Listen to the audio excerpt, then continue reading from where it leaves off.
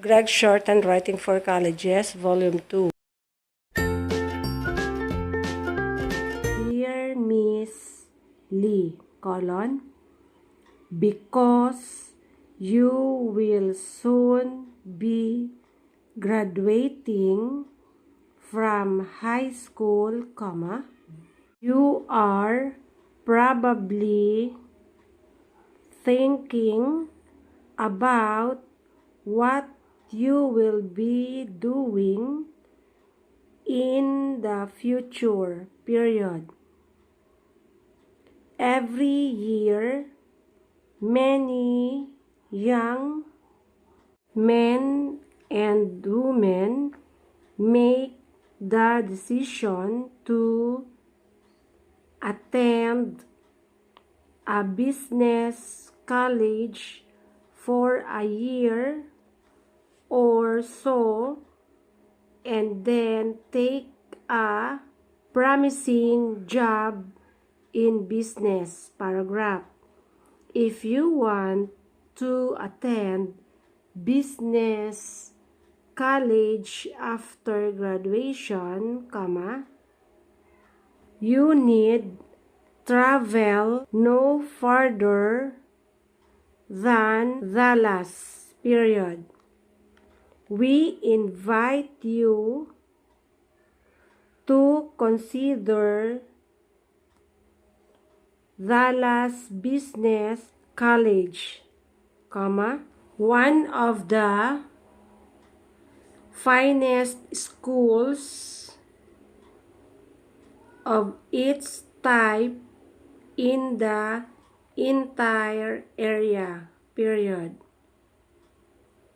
Dallas Business College is accredited and offers a wide variety of programs designed to fit your personal needs, We have special areas of study in secretarial science, management, and accounting, One of these fields will probably be just the one you are looking for,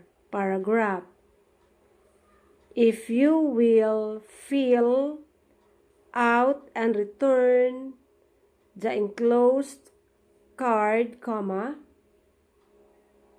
we will have one of our representatives come to visit you in your home to give you further information, We hope to have you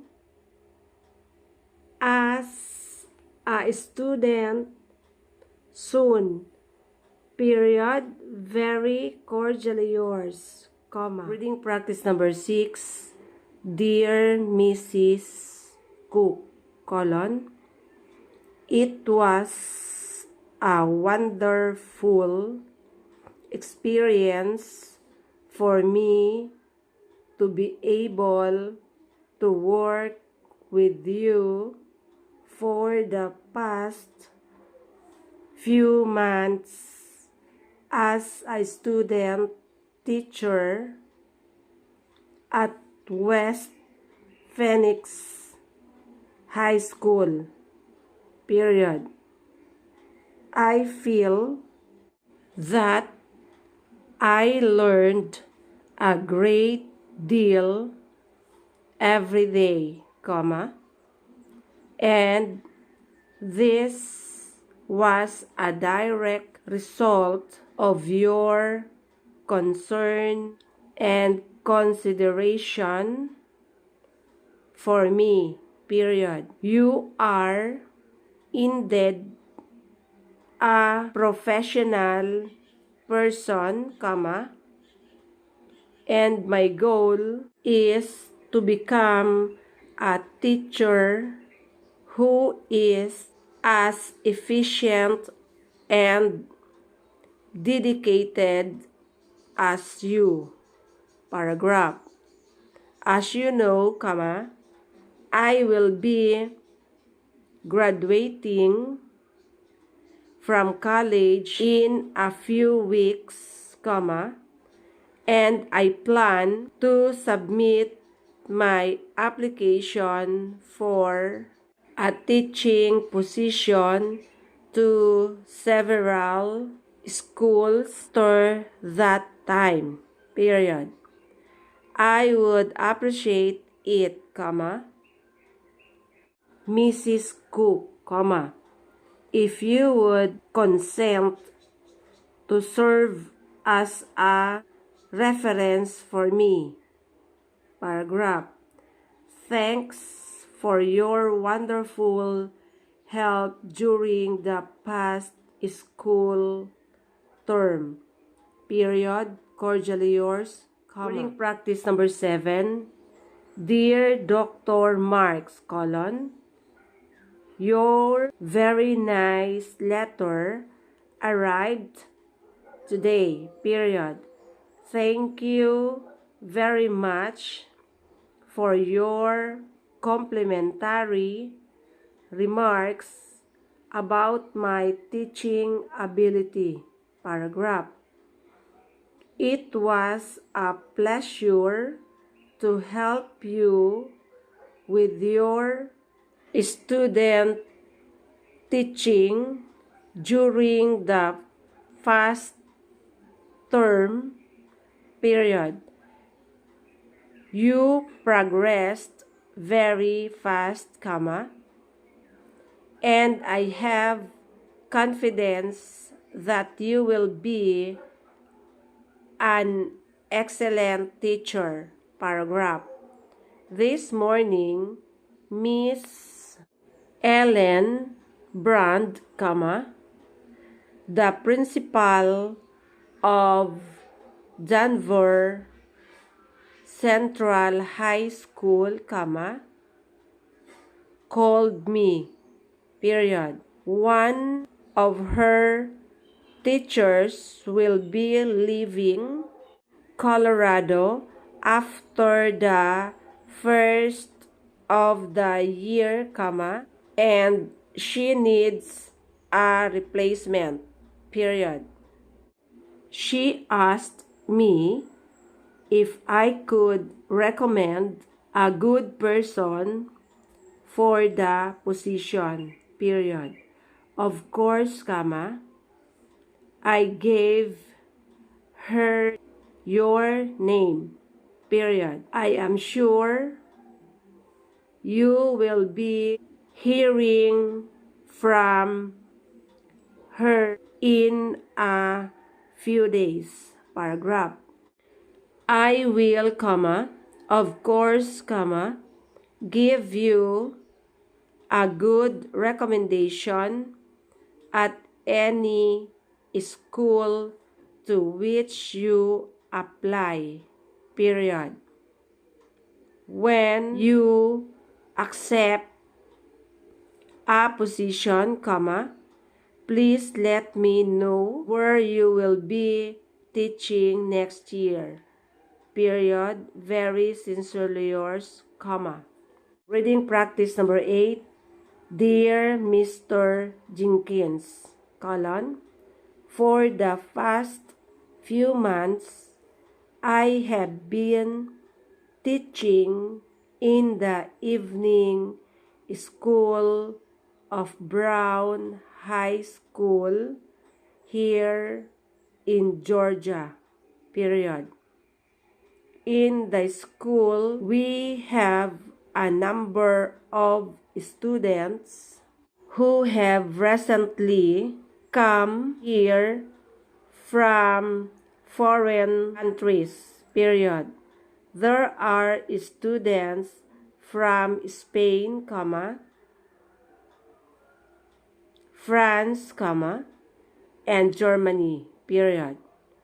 Some come from countries that are even farther away paragraph.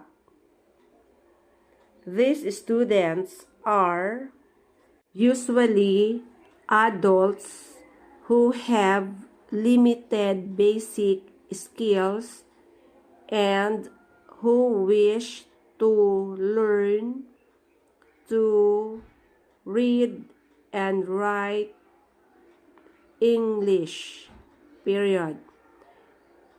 I have had some trouble finding the kind of materials I need to teach the students, period. The main problem is that some of the students need elementary reading books while others need somewhat more advanced books, period. However, all the students need interesting, informative material, paragraph. If your company publishes books or magazines that I could use in my class, I would certainly appreciate receiving sample copies so that I can evaluate them, period. Yours truly, Reading practice number 9 is a transcription quiz. Dear Miss Gray, thank you for your inquiry about our textbooks for teaching English to foreign students, period. We are happy to send you our complete catalog of materials, period. I am sure you will agree with us that you need look no further, period.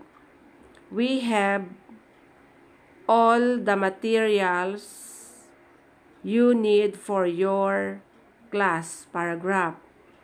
Please pay particular attention to the books on basic skills, period. This series of books has been specifically designed for classes such as yours, period. There are basic readers, spellers, and language book, period. Each of them contains interesting, informative stories and articles, period. In addition, there are books on the intermediate and advanced levels with similar content, paragraph. If you would like to review some of the books described in the catalog, just fill out the enclosed form and return it to us at our Alabama office, period. We will be happy to send review copies for your consideration, period. Sincerely yours,